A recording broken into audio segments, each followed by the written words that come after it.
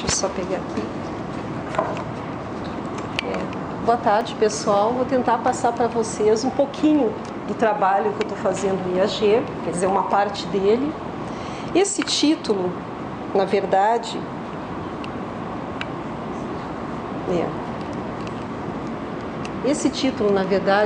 é porque envolve evolução de galáxias. O que a gente observa de galáxias que estão longe? A gente não consegue resolver a sua população estelar. E essa parte do trabalho que eu faço, ela obtém informações das galáxias através da sua população de estrelas. Então, como é que a gente consegue fazer o link da luz integrada que a gente observa de uma galáxia com a sua população de estrelas? Quer dizer, as propriedades das estrelas a gente tem que pegar aqui das estrelas da nossa própria galáxia, que é da onde a gente consegue observar mesmo. Ou então de galáxias mais próximas, que a gente, por exemplo, as nuvens de Magalhães, que a gente consegue observar estrelas mais luminosas do tipo gigantes. Bom, então, primeiro, em que consiste exatamente uma galáxia? Que essa aí é a definição básica, né? Que são sistemas que estão apoiados pela sua própria gravitação e são constituídos de estrelas, gás, poeira. Poeiras são, vamos dizer assim, são silicatos, grafite, carbonáceos, né, em geral. Um pouco maiores, dá mais ou menos o tamanho de micros. Buracos negros, que depois eu vou discutir. Dark matter, matéria escura, né, que a gente consegue ver dinamicamente que ela existe, mas a gente não consegue observar de jeito nenhum, por isso que se chama matéria escura. E por fim, os raios cósmicos, que são partículas que são altamente aceleradas. 90% dessas partículas são constituídas de prótons e o resto de elementos pesados. Elas podem ter sido aceleradas em processos violentos no meio da galáxia, por exemplo, no centro da galáxia, ou então por explosões de supernovas, por exemplo. Então, também apresentar aqui as unidades, só que a gente está acostumado a usar, né, para vocês terem uma ideia. A gente bota tudo, mesmo massa de galáxias, em unidades de massa solares. Uma vez a massa do Sol equivale a isso aqui em gramas, só para vocês terem uma ideia. E a unidade de distância que a gente usa, bem mais do que o anos-luz, por exemplo, seria o parsec, que equivale a 3 vezes 10 na 13 quilômetros, só para vocês terem uma ideia. Quer dizer, a gente sempre vai falar, quando falar em massa, vai falar em unidades de massa do Sol, não sei quantas vezes a massa do Sol, e em escalas de distância a gente vai falar de parsec. Então, começando, né, uma introdução a que tipos de galáxias a gente encontra no universo. Essa classificação que eu vou mostrar aqui é uma taxonomia de galáxias, quer dizer, é a classificação só quanto à aparência. Se observa geralmente 5 tipos morfológicos de galáxias. Esse aqui, por exemplo, são galáxias elípticas. Depois eu vou falar de cada um dos tipos com um pouquinho mais de detalhes. Galáxias lenticulares, as espirais barradas e, por fim, as irregulares, que são galáxias que não têm morfologia característica nenhuma. Isso aí é só para salientar que sempre quando eu mostro esse diagrama tem alguém que pensa que é um diagrama de evolução, ou seja, elíptica se transforma em espiral, não é nada disso. Quer dizer, isso aí é só uma classificação quanto à aparência de galáxias mesmo. Quanto às espirais, a nossa é uma galáxia espiral, ou seja, ela tem um disco, possui um disco, que é essa estrutura aqui. Esse disco ele está em rotação diferencial em relação ao centro da galáxia, ao potencial do centro da galáxia. Tem braços de espiral, que a gente chama essa estrutura aqui, que é espiral, e o bojo central, que é constituído basicamente de estrelas e tem um buraco negro central, que seria o centro do bojo. A densidade estelar, ela vai ser maior no centro do bojo. E o halo, quanto à população estelar que a gente fala, aqui não está mostrado, porque tem uma outra estrutura, a galáxia espiral, que compreende toda a galáxia, que está ao redor de toda a galáxia, que é aproximadamente esférica, que é um halo constituído por estrelas velhas. Depois eu vou mostrar uma outra galáxia que a gente vê mais ou menos o halo. E também essas estrelas, elas podem estar isoladas ou em aglomerados de estrelas. Aglomerados de estrelas é um conjunto de estrelas que contém mais ou menos 1 milhão de estrelas. Aqui o sombreiro, que é uma galáxia típica. Opa! Sim. Então dá para ver bem o halo da galáxia aqui. A gente vê essa coisinha aqui mais ou menos tênue, e isso aqui são as estrelas, a população de estrelas de idade mais velha, né? A gente vê aqui. E essa parte central aqui mais escura é o disco da galáxia, que é a poeira do disco da galáxia, que a gente diz são grãos de silicatos ou carbonáceos que ficam aqui no disco da galáxia, que com o colapso, quando a galáxia se formou, eles foram todo para esse disco aqui.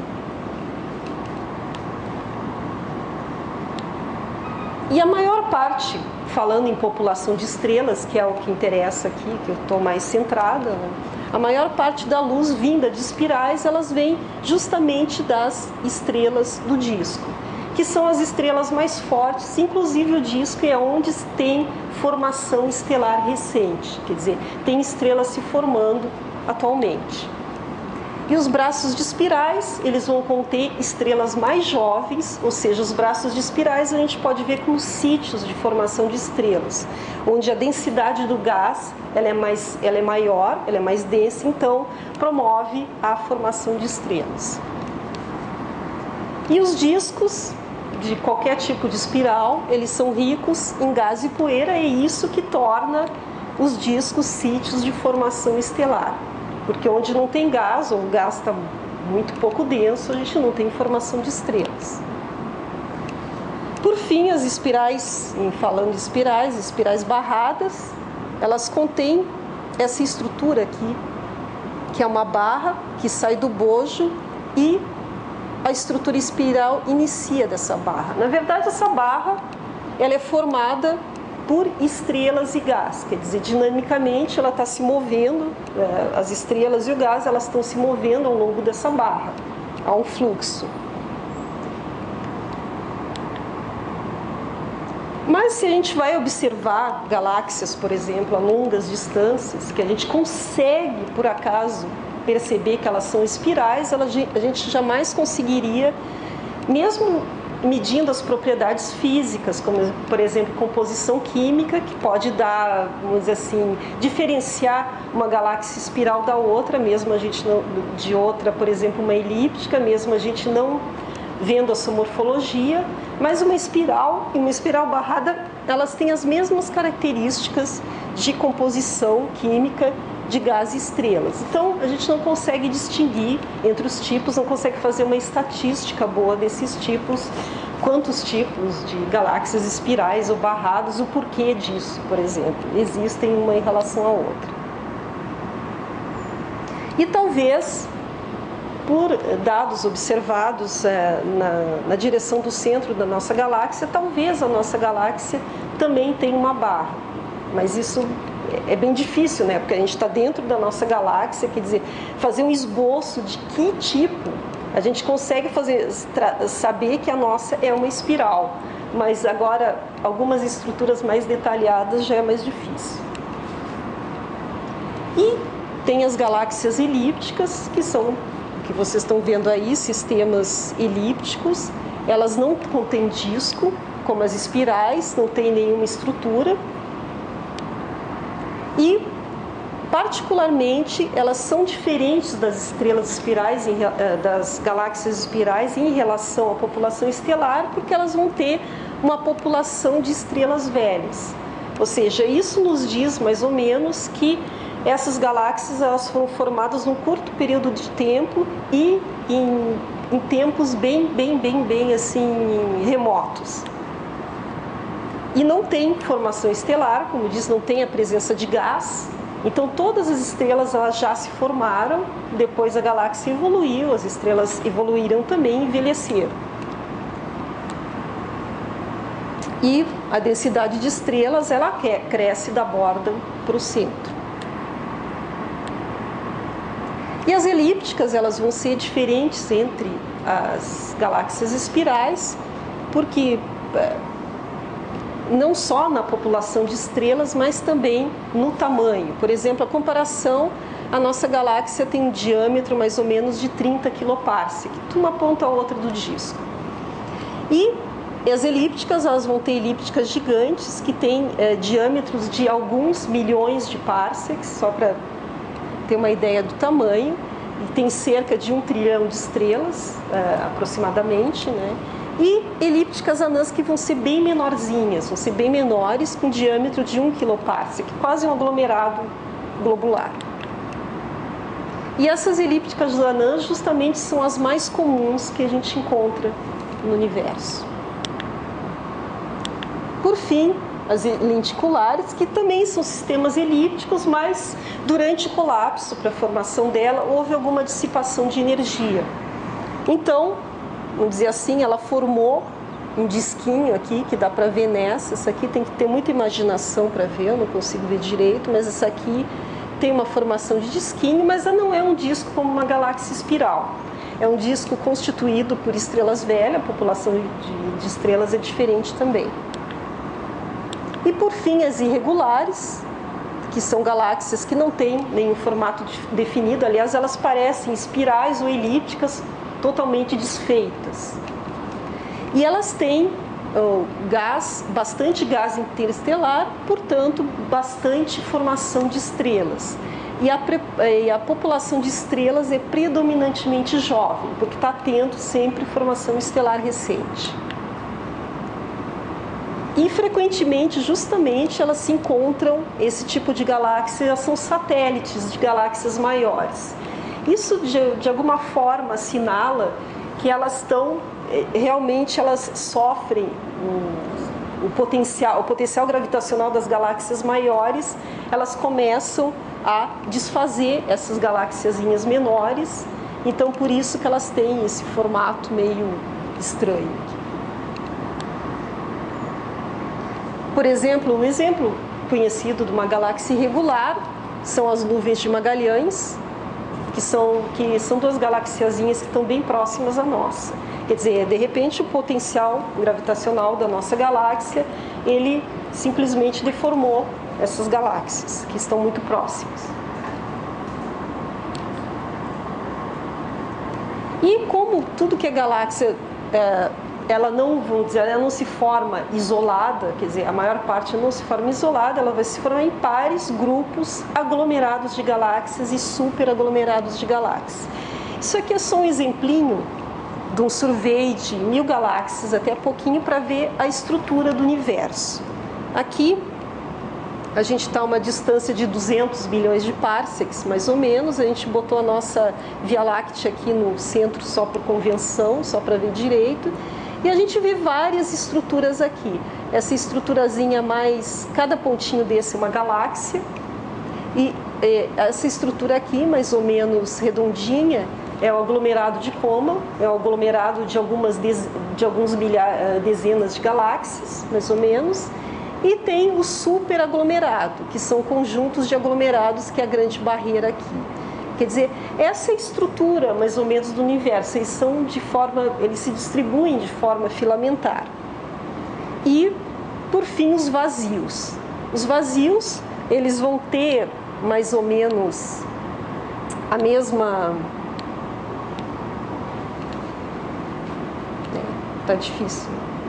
Eles vão ter mais ou menos o mesmo tamanho de aglomerados de galáxia, ou seja, 50 milhões de parsecs. Isso aqui é incerteza, dependendo do modelo cosmológico que está usando. Então, é incerteza no tamanho desses vazios. Então, esses vazios são, certamente não existe vazio total, se chama vazio porque não contém galáxias. É claro que contém algum tipo de gás, que a gente chama de gás intergaláctico, mas e não, assim, aparentemente não contém galáxias.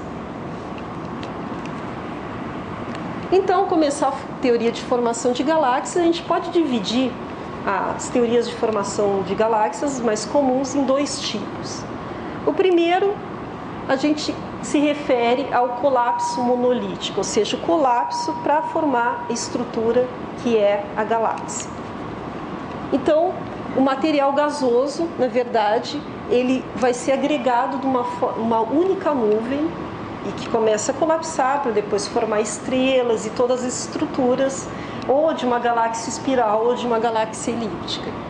E essa nuvem de gás, que é a matéria bariônica, né, que é a matéria que são formadas as estrelas, o gás, nós, elas são circundadas por halos de matéria escura. Justamente são esses os modelos, o halo de matéria escura, ele te dá o potencial gravitacional para isso, e o gás que está ali retido começa a colapsar para formar estrelas. Então, por exemplo, no que diz respeito a sistemas elípticos, e eu não só me refiro a galáxias elípticas, como halos, por exemplo, de galáxias espirais e bojos de galáxias espirais. Eles vão ser formados um pouco mais adiante no tempo, ou seja, eles são mais velhos. Aqui eu botei uma quantidade que se chama redshift. Redshift significa tempo, na verdade. Quer dizer, quanto maior o redshift, mais cedo as galáxias mais antigas elas são.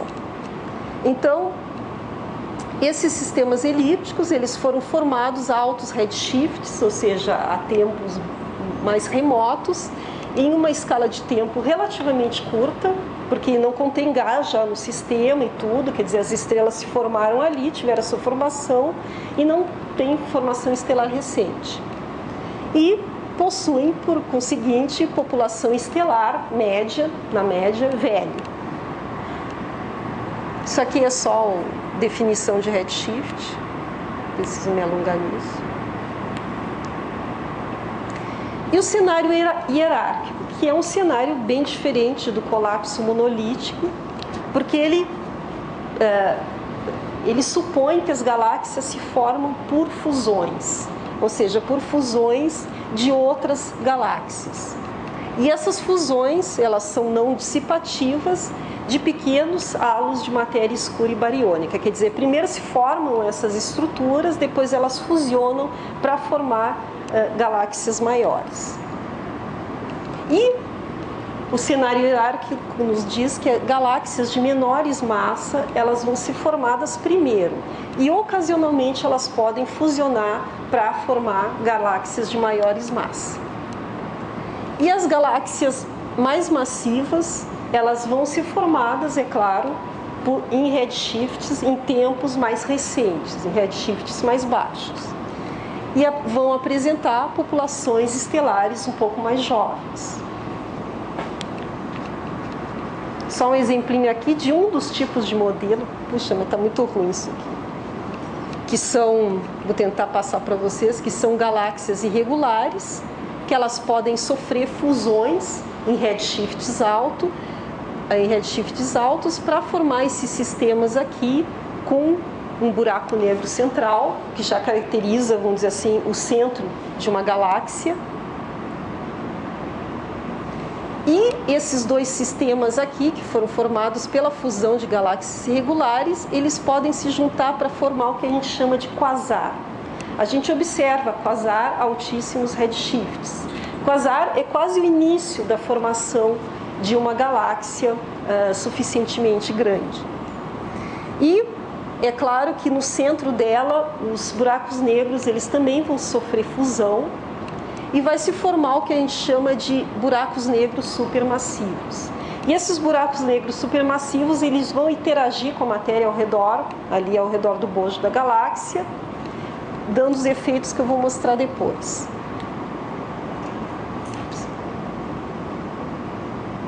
Então, esses dois quasares, eles podem se unir também, eles podem se fundir para formar o que a gente chama de radiogaláxia.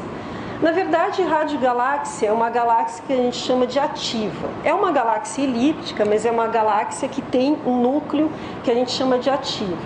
Quando a gente vai observar uma galáxia ativa, a gente vê que a radiação, a maior parte da radiação que vem do centro dela, ela não estelar. Ou seja, ela não é devida ao conjunto de estrelas que está ali do centro. Então, essa radiação, na verdade, ela vem da interação do buraco negro supermassivo com o gás ou as estrelas que estão ali no centro da galáxia. Então, isso às vezes dá esse tipo de efeito, que são jatos de matéria, jatos de gás, e aqui são os lóbulos, né? Uma hora o gás para de sair da galáxia e ele fica aqui. E esse jato, ele é bastante grande, assim, ele tem tamanho que vai de 1 quiloparsec até 1 megaparsec, bem distante, bem quase do tamanho da própria galáxia, vamos dizer assim. E também pode ocorrer do quasar se unir com uma estrutura menor, por exemplo, uma galáxia irregular, e formar o que a gente chama de galáxia Seyfert, que é o prenúncio de uma espiral, mas só que com núcleo ativo. E por fim,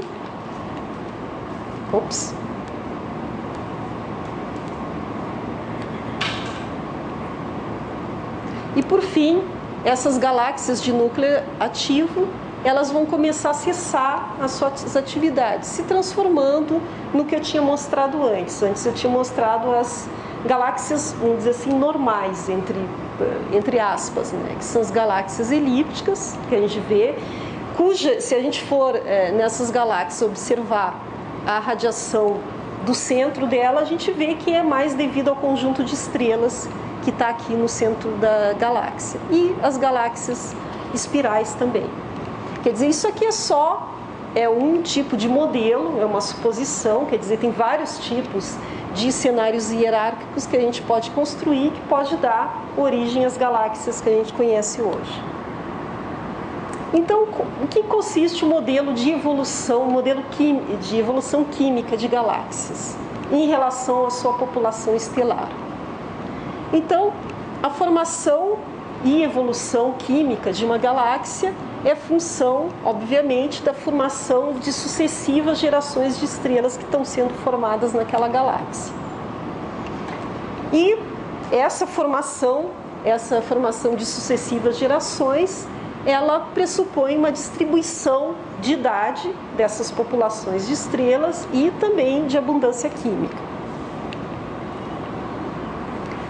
Então, o que a gente pode dizer é que a formação sucessiva de conjuntos de estrelas, as estrelas não se formam de maneira isoladas, assim como as galáxias, elas se formam em conjuntos. E a gente pode assim, imaginar esses conjuntos de uma dada idade e uma dada abundância química do momento que ela se formou.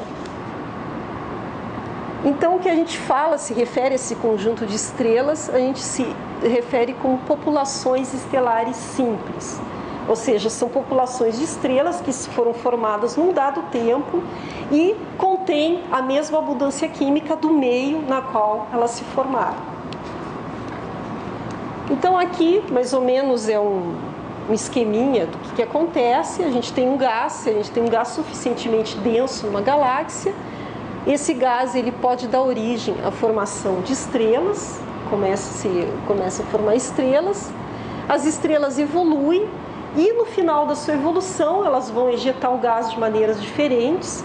Estrelas de baixa massa vão ejetar como nebulosas planetárias para virar depois anãs brancas, que vai apagando, morrendo até anãs negras. E também estrelas mais massivas, elas podem finalizar sua vida como supernovas, ou seja, elas explodem e ejetam todo o seu material no meio interestelar, enriquecendo esse material. E de novo, gerações de estrelas vão se formar desse material. Então, como aqui está dizendo, né, supernova, na verdade, as supernovas elas vão ser responsáveis pelo enriquecimento com elementos mais pesados. Quando eu falo em elementos mais pesados, são elementos mais pesados que hidrogênio e hélio. Por exemplo, cálcio, magnésio, enxofre, esse tipo de coisa, ferro. Quer dizer, as supernovas elas vão ser responsáveis pelo enriquecimento. E o que a gente observa? Se a gente observa uma estrela e a abundância química de uma estrela, a gente está observando a abundância química da atmosfera dessa estrela. E é claro que uma estrela, por exemplo, de baixa massa, ela jamais vai produzir ferro, por exemplo. Só uma estrela de alta massa que consegue produzir, ou uma supernova de tipo 1, depois eu vou falar para vocês. Mas ela não produz ferro. Então, o que a gente está observando da abundância de ferro numa estrela simplesmente reflete a abundância do meio interestelar na qual ela se formou. Quer dizer, a gente fazendo essas observações, a gente consegue acompanhar o enriquecimento do gás ao longo do tempo.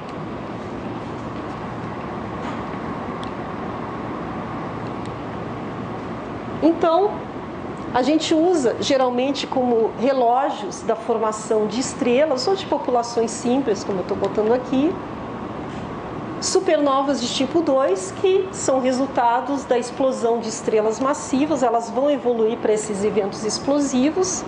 E quanto maior a massa da estrela, menor o tempo de vida dela. Então, elas têm um tempo de vida menor e elas produzem principalmente o que a gente chama de elementos alfa, ou seja, são elementos que são formados por fusão com partículas alfa. Partícula alfa é hélio, hélio que tem um número de massa 4. Então, por isso que a gente fala porque o hélio antigamente era chamado de partícula alfa, então por isso que se chama elementos alfa. Então, se tem qualquer elemento químico, ele vai ser formado por fusão com o hélio. Por exemplo, o oxigênio, o cálcio, o magnésio são elementos produzidos, elementos alfa produzidos por supernovas de tipo 2, por estrelas massivas e ejetados no meio através de eventos explosivos. E por fim, tem as supernovas de tipo 1A, que na verdade elas são bem diferentes da de tipo 2, que é o resultado, elas também são eventos explosivos, mas vão ser o resultado da evolução de um sistema binário de estrelas cerrado. Quer dizer, o sistema ele está próximo o suficiente, quando uma das estrelas ela começa a crescer, a virar gigante vermelha, esse material dessa gigante ele vai ser acretado nessa massa, na massa da outra estrela. Essa estrela não vai conseguir sustentar esse material, então ela vai explodir. Então, quer dizer, em termos é isso, não queria me alongar muito no assunto, mas esse tipo de sistema, ele vai produzir durante a sua explosão, não na evolução das estrelas de baixa massa, principalmente elementos do pico do ferro, ou seja, com número de massa entre 50 e 62, principalmente ferro. Então, se a gente observa uma estrela qualquer, uma população de estrelas, e, por exemplo, ver que a sua razão de abundâncias entre elemento e alfa e ferro é de um dado valor, a gente consegue dizer se essas estrelas são mais antigas ou mais novas, ou se elas foram formadas recentemente. Se a gente tem isso aqui, por exemplo, que é bastante alto, a gente diz, não, essas estrelas elas foram formadas num meio que foram poluídas praticamente pela evolução de estrelas massivas. Quer dizer, que viraram supernovas de tipo 2. E se a gente tem isso aqui baixo, quer dizer que houve influência da evolução de supernovas de tipo 1A. Quer dizer, é basicamente isso. A gente consegue ver por esse valor aqui, por essa relação aqui, mais ou menos a gente faz uma datação de quando a população de estrelas ela foi formada.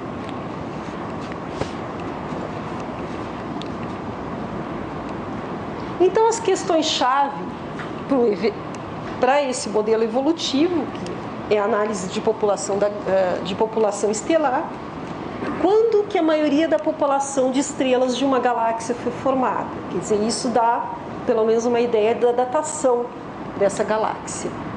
E se as galáxias como é que elas se formam? Elas vão evoluir ao longo do tempo passivamente ou vão sofrer merge, vão sofrer fusão?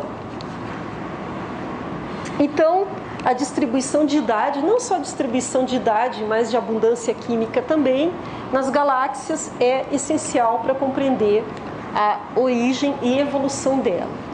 Então, o que a gente pode observar em galáxias? O que a gente observa? A gente observa a luz integrada dela. A gente não consegue separar as populações de estrelas. Uma galáxia está longe, a gente vê simplesmente a luz total devido à soma total de todas as estrelas que existem naquela galáxia.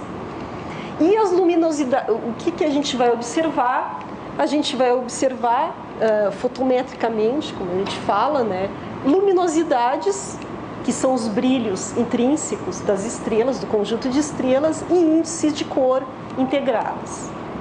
E também a gente pode observar o espectro dessa galáxia, mais detalhado, quer dizer, o fluxo com o comprimento de onda. E a interpretação desses dados que a gente observa de galáxias, que a gente mede, a gente vai ter que usar modelos para isso, necessariamente. Só dando assim uma ideia, o que é essa luminosidade, o que é esse espectro. Por exemplo, a gente sabe o que a gente observa numa galáxia, até uma estrela. A gente vai observar o brilho aparente, na verdade. Ou seja, esse brilho vai ser relacionado ao fluxo de energia, que é energia por tempo por área, que vai depender, obviamente, da distância que ele está da gente. Quanto mais distante, mais fraco a gente observa uma galáxia de uma dada luminosidade. Então, o fluxo ele vai se relacionar com a luminosidade, que é o brilho real da galáxia, que é o brilho intrínseco, com a distância ao quadrado. Então, o que a gente mede um telescópio com um equipamento, ou mesmo a olho nu, a gente observa sempre o fluxo, ou seja, o brilho aparente da estrela ou de uma galáxia, que seja. Então, na verdade, o mais comum não é se ter uma escala em fluxo, em si, em magnitude, que a gente chama de magnitude aparente. Então, a primeira definição de magnitude foi feita no século II antes de Cristo, né, pelo Hipparcos mesmo, ou seja, só que o número é invertido. Uma magnitude 1 corresponde a uma estrela mais brilhante, a magnitude 6 corresponde a uma estrela mais fraca. Isso aqui é só para vocês terem uma ideia, também não vou ficar me alongando nisso. Então, na verdade, para a definição de magnitude, se definiu de acordo com a fisiologia do olho humano. Ou seja, se verificou que a mudança de uma magnitude corresponde a um fator de 2,5 em fluxo. E a diferença entre uma magnitude e a outra, na verdade, seria a diferença entre os logaritmos dos fluxos. Quer dizer, é a nossa visão que é assim. A nossa visão é logarítmica mesmo. Então, a gente tem essa definição aqui da magnitude aparente em relação ao fluxo que a gente está observando. E essa escala aqui que a gente usa mais. Então, o sinal de menos aqui, só para lembrar, é que foi definido invertido, quer dizer, menor o número, mais brilhante. Então, aqui está a magnitude aparente de alguns objetos, só para dar um exemplo. Por exemplo, lua cheia, menos 12,5 em magnitude.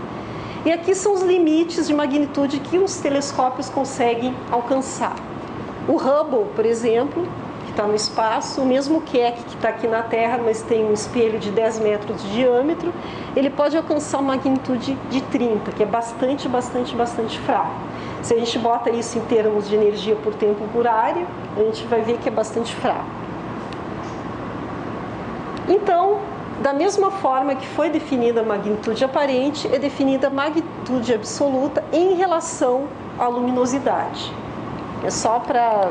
eu não vou me alongar também, que também é uma escala logarítmica da luminosidade. Da mesma forma, a gente tem a definição de magnitude absoluta em relação à luminosidade. Então, quando a gente fala em magnitudes, a gente fala em cores de estrelas, que as magnitudes elas podem ser em diversas cores, diversos filtros, que a gente chama filtro ultravioleta, na banda B, filtro visual, filtro no vermelho. Então, na verdade, a cor de uma estrela ela vai estar associada à sua temperatura superficial, que é a temperatura de corpo negro da sua atmosfera. Quando eu falo em temperatura superficial, eu falo em temperatura que chama de efetiva, ou seja, a temperatura da atmosfera da estrela. Então, a gente tem vários tipos de estrelas, que tem uma classificação para isso, e cores, né? Ou seja, que vai do violeta até o vermelho, e quanto mais azul a cor, mais quente é essa estrela, e quanto mais vermelha, mais fria essa estrela. Isso aqui são temperaturas superficiais, quer dizer, não confundir com a temperatura do núcleo de uma estrela, que é cerca de alguns milhões de Kelvin. A gente está falando de temperatura superficial da atmosfera da estrela, que pode ir a mais quente, por exemplo, pode ir de 50 mil Kelvin, por exemplo, que é uma estrela de tipo espectral O. Então, se a gente bota o diagrama, que é a luminosidade de uma estrela, e essa temperatura, aqui está o eixo está invertido, aqui está maior e aqui está menor, né, a temperatura da superfície, a gente vê que existem vários tipos de estrelas. Cada pontinho desse aqui é uma estrela, e aqui são raios correspondentes aos raios de estrelas. Ops. Não, peraí. Ops, sumiu. Ah, mas tudo bem. De qualquer forma, as estrelas têm uma linha aqui, uma linhazinha que vocês veem aqui cinza. Essa linha, ela corresponde à linha que as estrelas passam o maior tempo de vida delas. Ou seja, o maior tempo de vida delas, elas passam fusionando hidrogênio para transformar em hélio no núcleo. E a gente chama de sequência principal. O Sol, ele está aqui, uma luminosidade, aqui está em unidades solares sempre, né? E tem uma temperatura de cerca de 6.000 Kelvin, temperatura superficial. Então, várias estrelas de várias massas, elas vão se situar aqui enquanto seus núcleos estiverem fusionando hidrogênio para transformar em hélio. Quer dizer, a maior parte da vida delas, as estrelas, elas ficam exatamente nessa região. E qual é a diferença? Quer dizer, o que define a posição de uma estrela nessa região aqui? Vai ser simplesmente a massa da estrela. Quanto menor a massa, mais baixa ela fica no diagrama, e quanto maior a massa, mais alta ela fica no diagrama. E os tempos de evolução, é claro que são diferentes. Uma estrela de mais alta massa, ela evolui, ela sai dessa sequência principal mais rápido, e uma estrela de mais baixa massa, ela fica muito tempo nessa sequência principal. O Sol, por exemplo, ele vai sair daqui a 5 bilhões de anos, ele vai sair da sequência principal, daí a Terra já era. Então, aqui, por exemplo, são as estrelas que a gente chama de estrelas evoluídas, elas saíram da sequência principal, que são as estrelas gigantes que eu tinha falado. Quando elas saem da sequência principal, a envoltória dela, ela começa a se expandir. E, por exemplo, uma estrela da massa do Sol, ela pode atingir um raio mais ou menos de 100 vezes o seu próprio raio, que é o raio do Sol.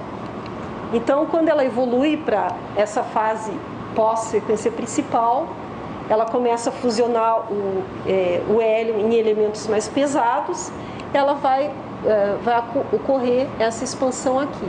Também ocorre a expansão de estrelas de maior massa também, do mesmo jeito.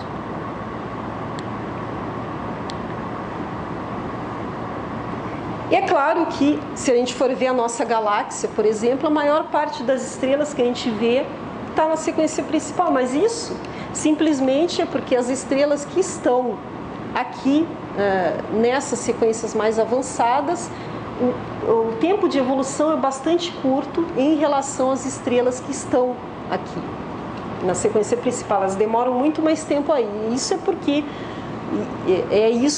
que a gente observa mais estrelas na sequência principal do que estrelas em estágios mais avançados. Então isso aqui é só um exemplo de 20 mil estrelas obtida pelo satélite Parcos, mais ou menos a uma distância do nosso sistema solar de 1000 parsecs. Então a gente vê aqui bem claramente a sequência principal e algumas gigantes vermelhas aqui. A gente consegue ver bastante bem assim as evoluções de diferentes massas. Então, da mesma forma, a gente tem uma classificação quanto que a gente diz luminosidade, mas seria mais estágio evolutivo da estrela mesmo. Quer dizer, anãs, elas estão na sequência principal, depois gigantes, subgigantes, gigantes, supergigantes, que são estágios mais evoluídos, que elas saíram da sequência principal. Então, se a gente for pegar um espectro de uma estrela, um espectro da atmosfera de uma estrela, ele contém linhas que a gente chama linhas espectrais de absorção, que caracterizam a composição química da atmosfera da estrela. Quer dizer, a gente vai ter linhas de cálcio, linhas do hidrogênio, linhas do ferro. Quer dizer, a gente vai ver nesse espectro aqui. E dependendo do estágio evolutivo dessa estrela, a gente vai ter as linhas de diferentes larguras. Por exemplo, a atmosfera de uma gigante, porque ela se expandiu, né, ela é menos densa. Então, essas linhas espectrais, depois eu vou mostrar para vocês, elas vão ser mais estreitas do que uma anã, que é mais compacta, do que mesmo uma anã branca, que é o estágio final de uma evolução de uma estrela de baixa massa, que vai ser praticamente o núcleo da estrela, que vai ser linhas bem mais largas. Aqui só para dar o exemplinho de um espectro, né? Aqui são linhas de cálcio e de ferro, aqui está o comprimento de onda em nanômetros, né? Ou seja, tem essas linhas aqui de cálcio e ferro, a gente vê as linhas de uma supergigante, que são bastante estreitas, e as mesmas linhas que a gente observa aqui numa estrela de sequência principal, elas são bem mais alargadas. Quer dizer, o alargamento das linhas, elas nos dão também informação quanto à densidade da atmosfera da estrela. Bom, isso aí é o que eu tinha falado para vocês. O que define a posição de uma estrela na sequência principal é a sua massa. Quer dizer, as estrelas massivas, elas vão ser mais brilhantes e mais quentes também. Elas vão se situar acima nesse diagrama aqui. E estrelas de menor massa, que 0,2 vezes a massa do Sol, elas vão se situar mais abaixo, elas vão ser menos luminosas e mais frias. Então, o que a gente mede, por exemplo, em fotometria? Fotometria, a gente tem a cor da estrela, a gente define um filtro com uma certa banda passante, então a gente obtém qual a radiação, vamos dizer assim, a intensidade da radiação naquela cor. Então aqui, por exemplo, é um sistema bastante usado, que é filtro ultravioleta, B, que é blue, de azul e visual, o BV, que tem esses comprimentos de onda centrais aqui e essas bandas passantes. Quer dizer, é um espectro isso, mas só que é com uma banda passante mais larga. Então a gente não vê linhas, a gente só vê vamos dizer assim, a quantidade de luz que está naquela região de comprimento de onda.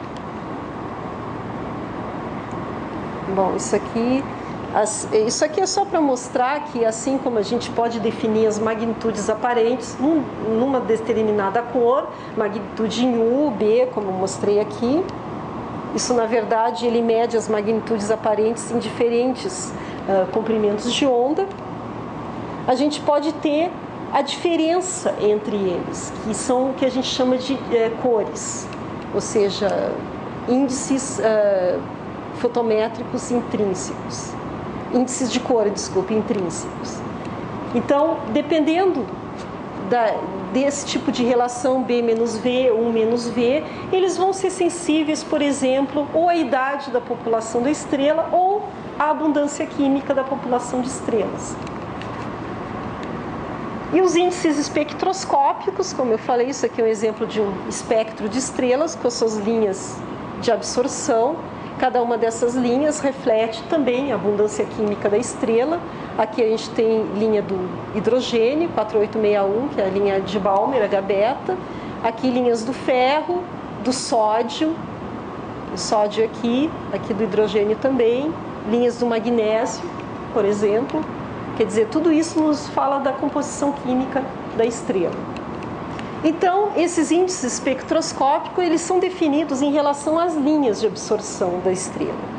Tem uma linha aqui, por exemplo, aquela H-beta que eu tinha mostrado antes. A gente define um contínuo e a gente mede o fluxo nessa linha aqui. Então, isso define um índice espectroscópico, só para vocês terem uma ideia. Assim, então, a gente tem do lado a cor, que é numa banda bem larga, e um pouco mais, com mais de detalhe, a linha, o fluxo em cada, numa banda espectral bem mais estreita, que a gente chama de linha de absorção. Então, qual é o primeiro passo para a construção do modelo evolutivo?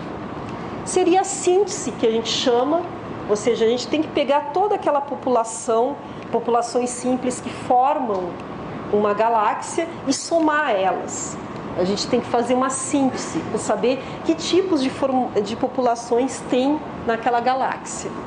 Então, para isso, a gente faz uma síntese de cores integradas e índices também espectroscópicos integrados.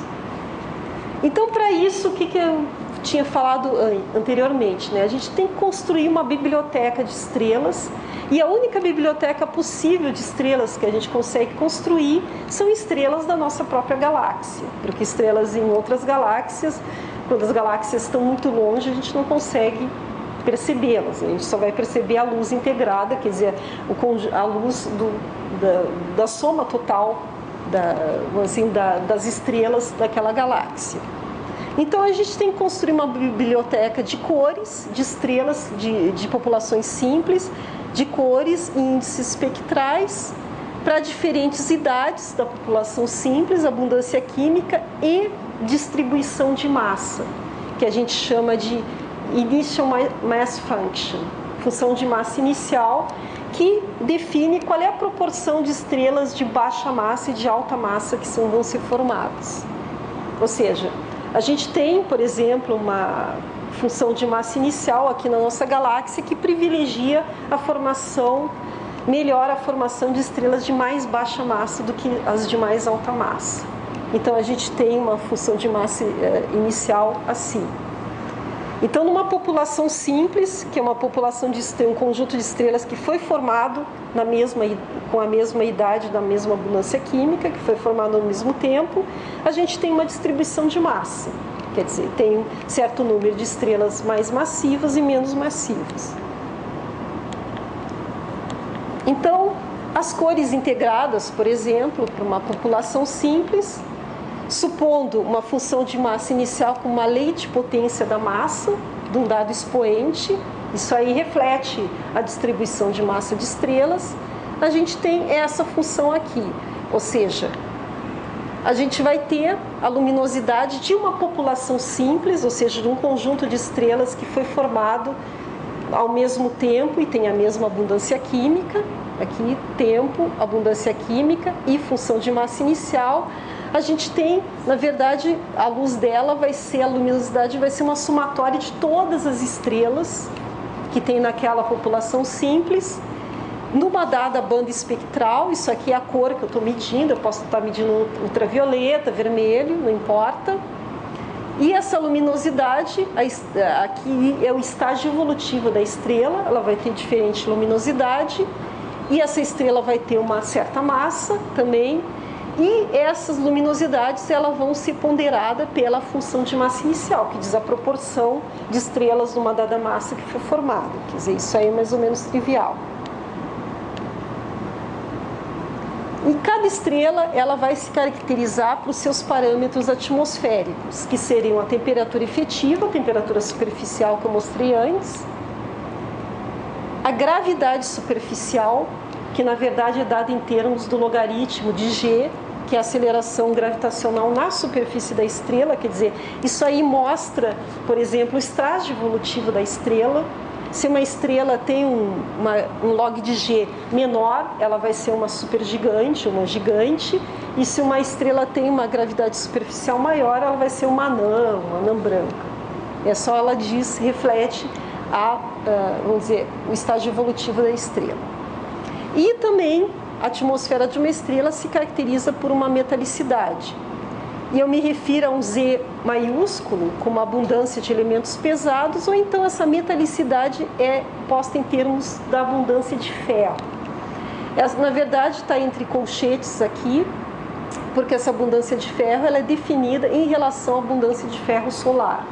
Ou seja, esse ferro aqui entre colchetes igual a zero quer dizer que a abundância da atmosfera de ferro dela é igual à solar. Então, a gente pode ter as cores dessas estrelas de um catálogo que a gente observa na nossa galáxia, ou então a gente pode ter essas cores através de modelos de evolução estelar, modelos teóricos. Esses modelos nos dão trajetórias evolutivas e nos dão evolução, em função do tempo, para uma estrela de uma dada massa. E isso sai o que a gente chama de isócronas teóricas, ou seja, dessas isócronas sai uma luminosidade numa dada banda de uma estrela de uma certa massa, composição química, idade e também num dado estágio evolutivo, que é a função da idade, né? Então, só para dar um exemplinho aqui, isso aqui, se vocês reconhecem, é a sequência principal, e aqui são os estágios mais avançados. Aqui, por exemplo, tem uma população de estrelas mais velhas, a gente só vai ver mais ou menos as estrelas de mais baixa massa, porque as estrelas de alta massa elas já evoluíram, então a gente não observa mais elas, a gente só vai ver a evolução das estrelas de mais baixa massa. Algumas saíram para gigantes e outras ainda estão na sequência principal. Aqui caracteriza uma população mais jovem, ou seja, a gente consegue ver estrelas de mais alta massa aqui.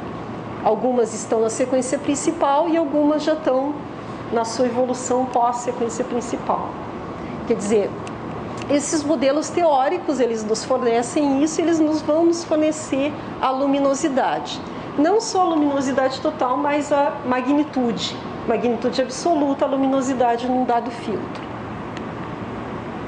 E, por fim, os índices espectrais, que é mais ou menos a mesma filosofia do outro, né? Que são as larguras das linhas de absorção de uma estrela de massa M, estágio evolutivo, e elas vão ser ponderadas não só pela função de inicial, mas também pela fração de luminosidade. Quer dizer, a gente tem que ter a luminosidade antes para botar aqui, para fazer a síntese de índices espectrais. Ou seja, se a gente quer observar, se a gente observa um aglomerado estelar, ou seja, uma população simples, e a gente mede, a gente obtém esse índice aqui.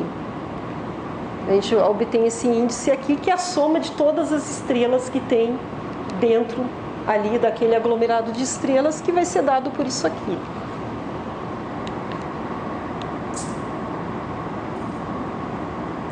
E esses índices espectrais se escolheu nesse trabalho, eles foram feitos gerando uma seleção de espectros observados de estrelas. A gente não pegou espectros de estrelas teóricos, que tem também modelos teóricos para fazer espectros de estrelas, mas a gente pegou os observados da nossa galáxia mesmo, de diferentes parâmetros atmosféricos, obviamente. Então, o que a gente tem, o que se trabalha nisso?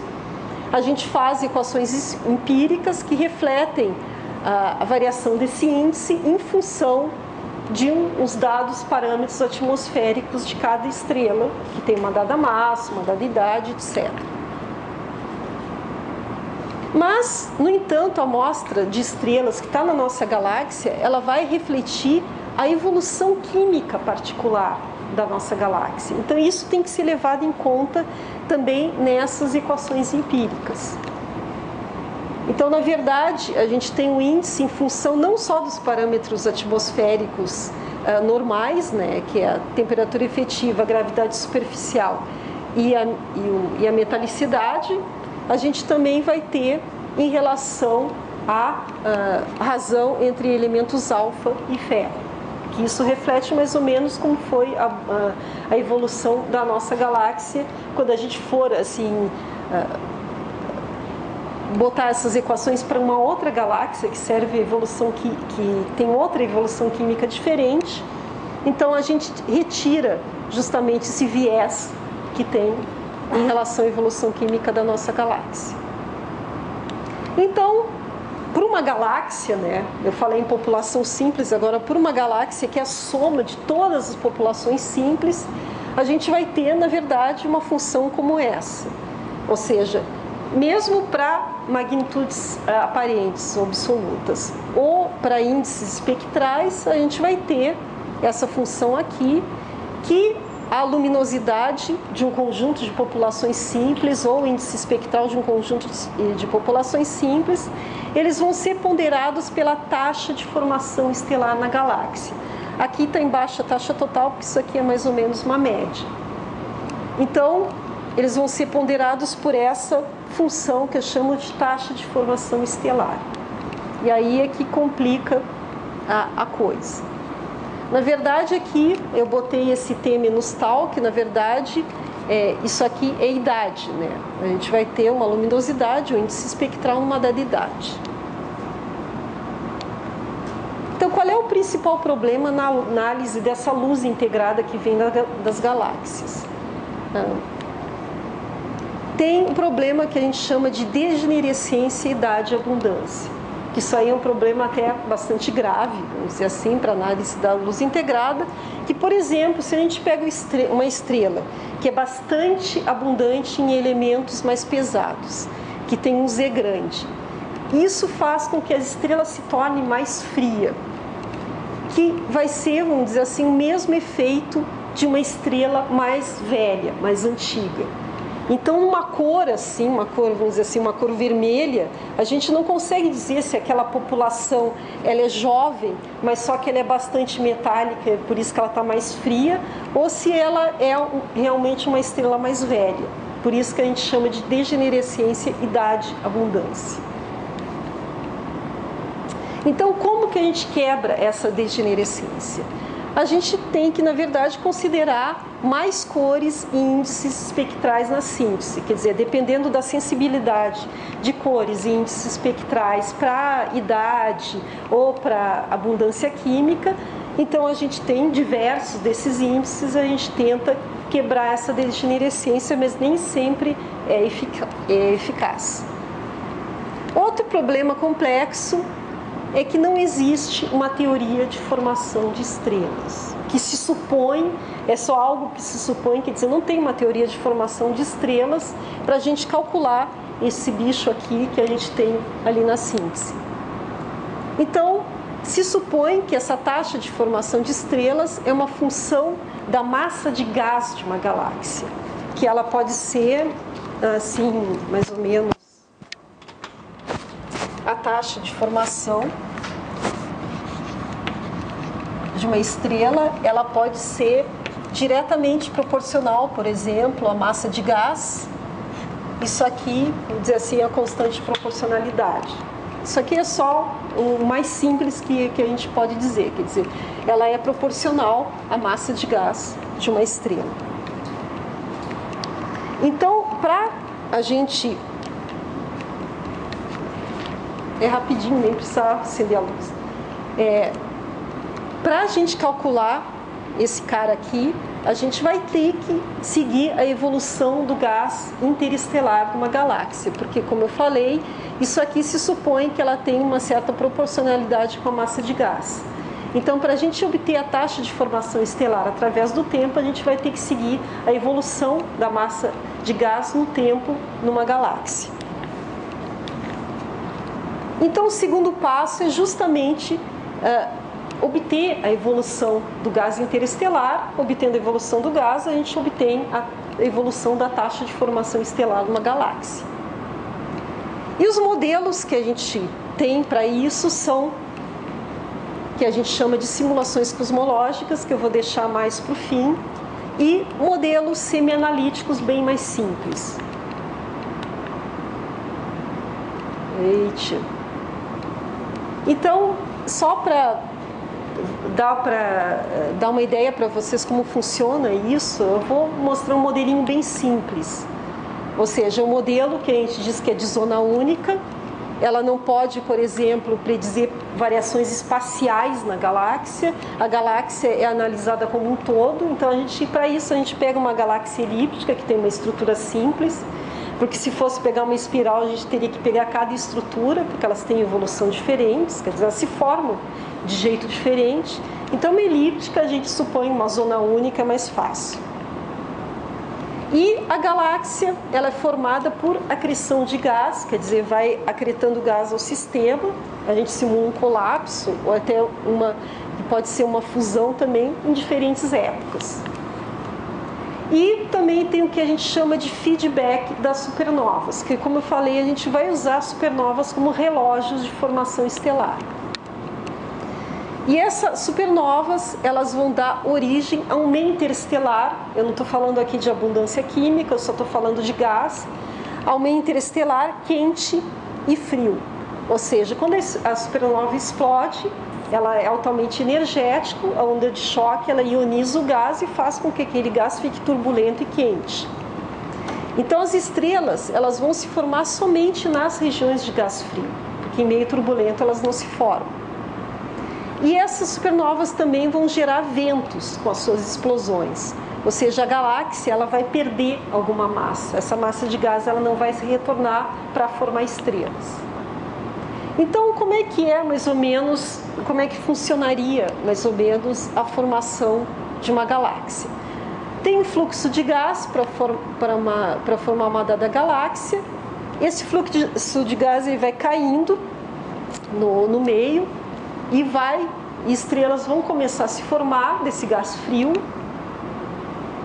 Essas estrelas, elas vão evoluir e com a evolução delas, elas podem evoluir para supernovas ou não.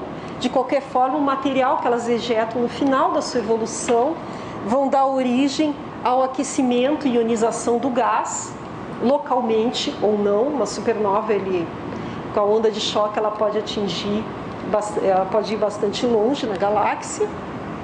E parte desse gás aqui, ele vai sofrer resfriamento radiativo, principalmente resfriamento radiativo. Quer dizer, parte desse gás ele não vai ficar para todo e sempre quente, né? Ele vai se resfriar e vai voltar a ser apto a formar estrelas de novo. E da evolução estelar, separando aqui a partezinha de estrelas que viram supernova, né? Também a supernova ela vai agir aqui no aquecimento e ionização do gás e também na parte de vento, que é a parte de perda de massa da galáxia. Na verdade, perda de massa quente da galáxia. Então, na verdade, o que eu apresentei ali para vocês é um modelo simplesinho de equações de conservação de massa num sistema que está se formando uma galáxia. Ou seja, se eu for falar em fração de massa, por isso que eu botei aquele Fzinho, a fração de massa total, que a gente tem com o tempo, ela vai ser função da taxa de matéria que está caindo para formar essa estrela, formar essa galáxia, desculpe, da taxa de formação estelar, da massa injetada pelas estrelas no final da sua evolução, da taxa de massa injetada por essas estrelas, e por fim do vento, da taxa de massa que a galáxia vai perder. Quer dizer, é mais ou menos uma equaçãozinha simples. Depois cada uma delas, elas são calculadas, tem expressões um pouquinho mais complicadas, com parâmetros livres, mas eu não vou me alongar nisso aqui. Eu só estou mostrando aqui para vocês que essa fração de massa de gás que eu estou falando aqui é tanto gás quente e gás frio, elas estão juntas. É claro que a gente tem que construir depois outra equação para fração de massa de gás frio ou quente, tanto faz. Então a gente vai ter um sistema de duas equações íntegro diferenciais e com isso a gente vai tirar a função, a massa de gás na galáxia em função do tempo, que a gente quer para justamente fazer a síntese que eu mostrei anteriormente, que é a taxa de formação estelar, para fazer a síntese que tem das cores integradas e dos índices integrados da galáxia. E essa supernova, agora falando em enriquecimento, né? Essas supernovas, elas vão enriquecer o meio quando elas explodem com materiais pesados, tanto as de tipo 2 como as de tipo 1. E esse enriquecimento, ele vai para o gás, ele é diluído no gás, que vai se formar gerações de estrelas e assim sucessivamente.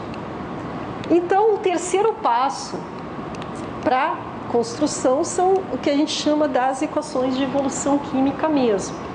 Ou seja, na verdade, elas podem, dentro desse modelo simplesinho, é a equação de conservação de massa do gás que a gente viu antes, mas só que aqui elas vão ser função de abundâncias, de um certo elemento. Quer dizer, cada uma dessas a gente calcula para cada elemento separado, para ferro, para cálcio, magnésio, esse tipo de coisa. Então, isso aqui é a abundância de um dado elemento. Isso aqui vai ser a abundância do gás que está sendo acretado. A gente pode supor uma abundância inicial do gás que está sendo acretado para formar a galáxia também. Então, quais são as propriedades observadas que esse modelinho vai nos predizer? Em relação à população estelar, vai ter luminosidades e cores integradas, como a gente viu, e espectro estelar integrado, porque a gente vai conseguir fazer a síntese agora, como eu tinha mostrado antes.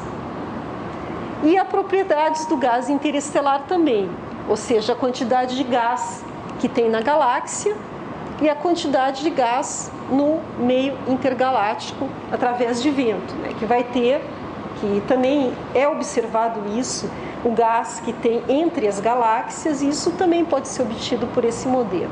E qual vai ser o output do modelo? Vai ser a idade média e a abundância média da população estelar dominante daquela galáxia, quer dizer, serve como uma datação também. Então, aqui, já estou quase no finalzinho, né? Aqui tem os exemplos de propriedades, cada ponto desse é uma galáxia. Aqui a magnitude absoluta na banda B, que é o azul. Aqui uma cor, o "-V". Aqui são os índices espectrais, índice do hidrogênio, do magnésio, do ferro e do magnésio. Eles seguem essas relações lineares aqui e a gente tem que obter isso do modelo, quer dizer, a gente tem que ter esse tipo de coisa. A gente podia rodar esse modelo para cada uma dessas galáxias, mas esses pontos aqui, que são os fits do modelo, são propriedades médias. Quer dizer, isso aqui a gente tudo obteve por aquela síntese que eu mostrei antes, e supondo um modelo de evolução química e evolução de massa de gás, então a gente tem essas funções aqui, e essas funções aqui, que a gente conseguiu ajustar esses dados, eles vão nos dar um bolo de informações. Tem que falar dos parâmetros livres do modelo, que são inúmeros, né? Isso que é o ruim desses modelos. Que vão ser eficiência na formação de estrelas, que a gente supôs ali que a taxa de formação estelar é uma função da massa de gás, e essa proporcionalidade, ela pode ser traduzida em termos da eficiência da formação de estrelas. Tem também o expoente da função de massa inicial, que não é uma coisa fixa. A escala de tempo da formação de galáxia, ou seja, em quanto tempo o gás vai cair para formar aquela galáxia. A massa de gás total, que é a final da galáxia. E o tempo do início da formação da galáxia. Quer dizer, se for uma galáxia mais jovem, ela vai ser formada em redshifts mais baixos. Se for uma galáxia mais velha, ela vai ser formada em redshifts mais altos. Então, aqui estão alguns resultados. Cada um daqueles pontos daquele modelo, eles refletem uma galáxia de diferentes massas, que vão desde 2,2 vezes 10 na 10 massas solares até 160 vezes 10 na 10. E esse Z80 aqui, na verdade, ele vai ser o redshift no qual 80% da massa da galáxia foi formada. Então, o que ele está nos dizendo aqui, essa variação? Quanto menor a massa, menor o redshift que ela foi formada. E quanto maior a massa da galáxia, maior o redshift que ela foi formada. Isso está querendo dizer o quê? Que as galáxias massivas, elas foram formadas, aparentemente por esse modelo, elas foram formadas antes das galáxias de menor massa. Isso aí é o efeito contrário ao cenário hierárquico que a gente viu, que supõe que as estruturas menores, elas são formadas, elas são mais antigas, as estruturas maiores, elas são formadas mais recentemente, que a gente chama de efeito de downsizing. Ou seja, tem esse efeito aqui. Aqui está a eficiência de formação estelar, que diz que as estrelas de maior massa, as galáxias, desculpe, de maior massa, elas têm uma maior eficiência na formação de estrelas, aparentemente. A função de massa inicial, também, por exemplo, o expoente da função de massa inicial diz que as galáxias de maiores massas, elas aparentemente privilegiam a formação de estrelas mais massivas. Então aqui é só assim, a variação, né, com a massa de cada uma dessas propriedades, mas o interessante disso que foi obtido é justamente esse efeito de downsize, que vai aparentemente ao contrário do modelo hierárquico. E por final, então, no final, simulações cosmológicas, que eu estou começando um trabalho saindo desses modelos semi-analíticos, em colaboração com pesquisadores do Observatório da Côte d'Azur e de Oxford também, Inglaterra.